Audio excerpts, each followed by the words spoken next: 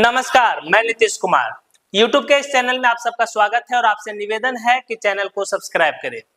देखिए, आज बात करेंगे बिहार के राजनीति में जो 4 घटनाक्रम प्रमुख है, जो सोशल मीडिया से लेके मेन स्ट्रीम मीडिया तक चर्चा का विषय बना हुआ है, तो उसकी बात करेंगे। सबसे पहले बात करेंगे मुरेठा वाले बाबा जो उप मुख्यमंत्री थे श्री सम्राट चौधरी जी, उन्होंने अपना मुरेठा उतार दिया है, सरयू नदी में समर्पण किया है। भगवान राम की नगरी अयोध्या में जाकर उनका समर्पण किया है और वहां पर उन्होंने अपना मुंडन भी करवाया।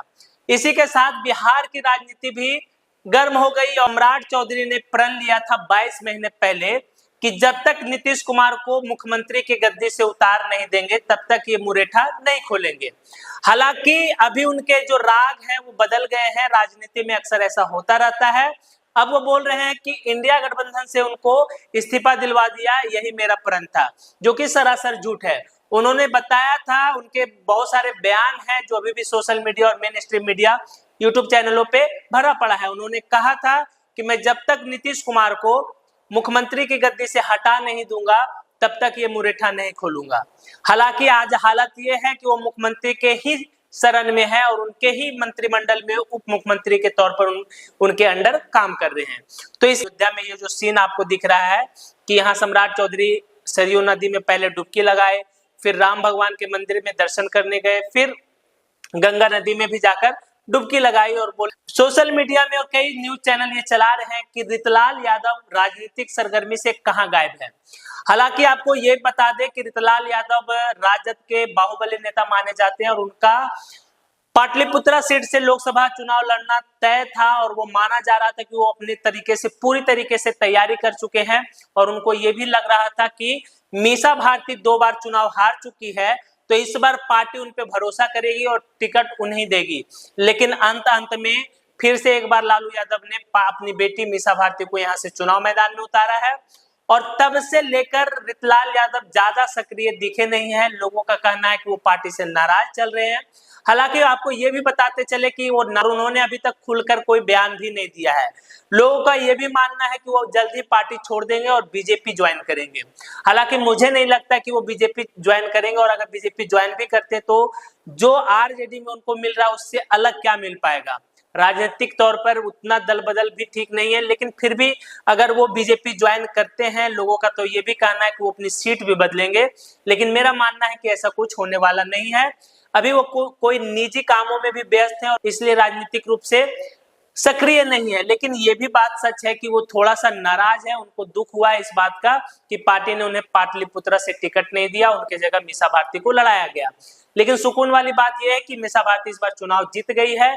वो अभी आरजेडी के साथ है। आधिकारिक तौर पर उन्होंने कोई बयान नहीं दिया है।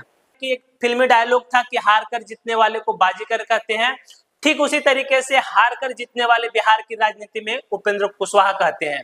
आप समझ लीजिए कि उपेंद्र कुशवाहा काराकाट लोकसभा चुनाव में हार गए थे, इससे खासे नाराज चल रहे हैं और उनके समाज के लोग भी बिहार में खासे नाराज चल रहे हैं क्योंकि उनको तरजीह नहीं दिया गया। बीजेपी ने एक बड़ी घोषणा करते हुए उपेंद्र कुशवाहा को राज्यसभा भेजने का निर्णय लिया है। लेकिन आपको आप यहाँ ये भी बताते चले कि कुशवाहा की राजनीति अभी बिहार के राजनीति में सर्वोपरि है क्योंकि महागठबंधन ने इस बार कुशवाहा समाज से 7 उम्मीदवार को मैदान में उतारा था, जो एक बड़ी उपलब्धि है कुशवाहा समाज के लिए। वहीं बात करें एनडीए के तौर पर बीजेपी, तो बीजेपी एक भी कुशवाहा समाज को टिकट नहीं दी। वहीं अगर जदयू की बात करें तो जदयू ने एक कुशवाहा समाज को टिकट दिया और उन्होंने जीत दर्ज की वाल्मीकि नगर से। और लालू यादव ने एक और कदम आगे बढ़ाते हुए अभय सिंह कुशवाहा को राष्ट्रीय जनता दल के संसदीय दल का नेता चुन लिया है, जिससे कि जदयू और बीजेपी में खलबली मच गई। इसी का भरपाई करते हुए उन्होंने निर्णय लिया है और उपेंद्र कुशवाहा को राज्यसभा भेजा जा रहा है और ये भी सूचना है कि उनको जल्द ही मंत्रिमंडल में भी शामिल कराया जाएगा क्योंकि बिहार से एक भी कुशवाहा समाज को मंत्रिमंडल में भी शामिल नहीं किया गया है। इसकी भी नाराजगी कुशवाहा समाज में देखने को मिल रही है कि चिराग पासवान के खिलाफ हाई कोर्ट में, दिल्ली हाई कोर्ट में एक अर्जी दायर की गई है जिसमें यह कहा गया था कि चिराग पासवान ने अपने चुनावी हलफनामे में अनेक जानकारियों को छुपाया है जिसके तहत इन पे कार्रवाई हो और इनकी सांसदी को रद्द किया जाए। हालांकि आपको ये भी बताते चले कि दिल्ली हाई कोर्ट ने ये याचिका खारिज कर दिया और उन्होंने याचिकाकर्ता से कहा गया है कि ये पटना और बिहार का मामला है तो इसे आप बिहार के पटना हाई कोर्ट में दायर करे और इसकी सुनवाई वहां की जाएगी। कर दिल्ली हाई कोर्ट ने ये मामला को खारिज कर दिया है, तो इससे अभी फिलहाल चिराग पासवान को एक राहत की सांस मिली है, लेकिन ये याचिका पटना हाई कोर्ट में भी दायर किया जा रहा है।